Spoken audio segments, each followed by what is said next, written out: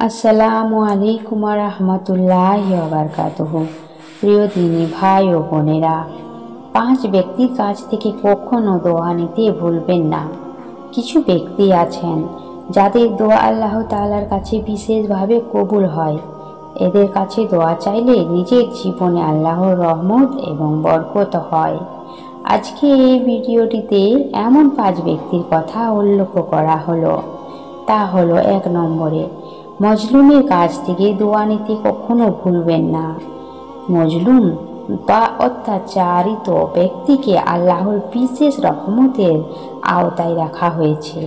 মজলুম ব্যক্তি যখন দোয়া করে তখন তা আল্লাহর দরবারে সরাসরি পৌঁছে যায়। তার দোয়ার উপর কোনো বাধা থাকে না।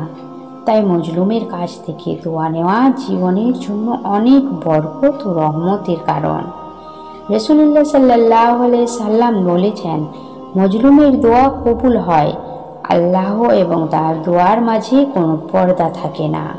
সহিহ বুখারী 1498। মজলুম ব্যক্তি নিজে অন্যায়ের শিকার হওয়ায় তার দোয়া সৃষ্টিকর্তার কাছে অধিক প্রভাব রাখে। মজলুমের দোয়া আল্লাহর ন্যায় বিচার এবং রহমতের অন্যতম প্রকাশ। তাদের কষ্ট লাঘব করতে এবং সহযোগিতা করতে এগিয়ে যান। তাদের কাছ থেকে দোয়া নিন, যা আপনার দুনিয়া ও আখিরাতের জন্য কল্যাণ বয়ে আনবে। 2 নম্বর, মুসাফিরের কাছ থেকে দোয়া নিতে কখনো ভুলবেন না। ইসলামে ভ্রমণকারী ব্যক্তিকে বিশেষ মর্যাদা দেওয়া হয়েছে। ভ্রমণকালে একজন মুসাফির আল্লাহর উপর সম্পূর্ণ নির্ভরশীল থাকেন এবং নিজের দুর্বলতা স্বীকার করে আল্লাহর কাছে সাহায্য চান। এজন্য মুসাফিরের দোয়া বিশেষভাবে আল্লাহর কাছে কবুল হয়। তাদের দোয়া আপনার জীবনের জন্য বরকত এবং সফলতার কারণ হতে পারে।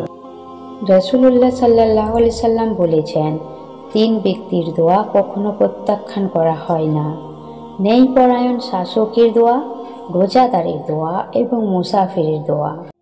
তিরমিজি 2449। মুসাফিরের দোয়া আল্লাহর কাছে বিশেষভাবে কবুল হয়। তাদের কাছ থেকে দোয়া নেওয়া আপনার জীবনে বরকত, সাফল্য এবং কল্যাণ আনতে পারে। তারা যখন ভ্রমণে থাকে তাদের কাছে নিজের জন্য এবং পরিবারের জন্য দোয়া চাইতে কখনো ভুলবেন না। 3 নম্বর, পিতা মাতার থেকে দোয়া নিতে কখনো ভুলবেন না।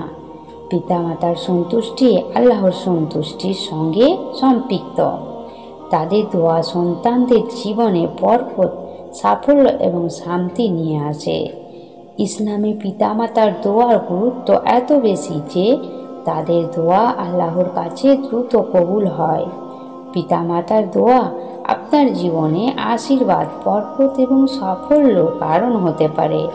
তারা সন্তুষ্ট থাকলে আল্লাহ সন্তুষ্ট হন। তাদের প্রতি ভালোবাসা ও সম্মান প্রদর্শন করুন এবং তাদের কাছ থেকে দোয়া নিতে কখনো ভুলবেন না। 4 নম্বর, রোজাদার ব্যক্তি থেকে দোয়া নিতে কখনো ভুলবেন না। রোজাদার ব্যক্তিকে আল্লাহ তাআলা বিশেষ মর্যাদা দিয়েছেন। তার দোয়া কবুল হওয়ার একটি সুসংবাদও হাদিসে উল্লেখ করা হয়েছে। রোজাদার ব্যক্তির ইবাদত ও দোয়া আল্লাহর কাছে অত্যন্ত প্রিয় এবং তা দ্রুত কবুল হয়। রোজা রাখা মানে আল্লাহর আদেশ মান্য করা এবং তার জন্য পানাহার এবং প্রবৃত্তি থেকে বিরত থাকা। এই অবস্থায় তার দোয়া আল্লাহর কাছে আরও মূল্যবান। রোজার প্রতিটি মুহূর্ত বরকতময়। বিশেষ করে ইফতারের সময় রোজাদার ব্যক্তি আল্লাহর রহমত ও মাগফিরাত লাভ করে। তা এ সময় দোয়া চাইলে আল্লাহ তাআলা কবুল করেন। রোজাদারের কাছে কিভাবে দোয়া চাইবেন? আবেদনমূলক ভাষায় বলুন, আপনি রোজা রেখেছেন, আপনার দোয়া কবুল হওয়ার বিশেষ সুযোগ আছে, তাই আমার জন্য দোয়া করবেন। ইফতারের সময় রোজাদারের দোয়া কবুল হয়, তাই এ সময় তাদের কাছে বিশেষভাবে দোয়া চান। 5 নম্বর, ন্যায়পরায়ণ শাসকের দোয়া নিতে কখনো ভুলবেন না। ন্যায়পরায়ণ শাসককে আল্লাহর পক্ষ থেকে বড় নেয়ামত হিসেবে বিবেচনা করা হয়েছে, কারণ তিনি জনগণের জন্য কল্যাণ এবং ন্যায় বিচার প্রতিষ্ঠা করেন। শাসকের ন্যায়পরায়ণতা শুধু দুনিয়ার জন্য নয়, আখিরাতের জন্যও কল্যাণকর। বিশেষত একজন ন্যায়পরায়ণ শাসকের দোয়া আল্লাহর কাছে দ্রুত কবুল হওয়ার একটি মাধ্যম। রাসূলুল্লাহ সাল্লাল্লাহু আলাইহি সাল্লাম বলেছেন, 7 ধরনের মানুষ কিয়ামতের দিন আরশের ছায়ায় আশ্রয় পাবেন। তাদের মধ্যে প্রথম জন হলো ন্যায়পরায়ণ শাসক। সহিহ বুখারী হাদিস নম্বর 660। এ থেকে বোঝা যায় ন্যায়পরায়ণ শাসকের দোয়া তার ন্যায় বিচারের কারণে আল্লাহর কাছে বিশেষ গুরুত্ব পায়। এই দোয়া দুনিয়া ও আখিরাতের জন্য কল্যাণ বয়ে আনতে পারে। শাসকের সাথে দেখা হলে তার দোয়া নিতে ভুলবেন না। আল্লাহ তাআলা আমাদের সকলকে সঠিক পথে সঠিক হেদায়েত দান করুন, আমিন।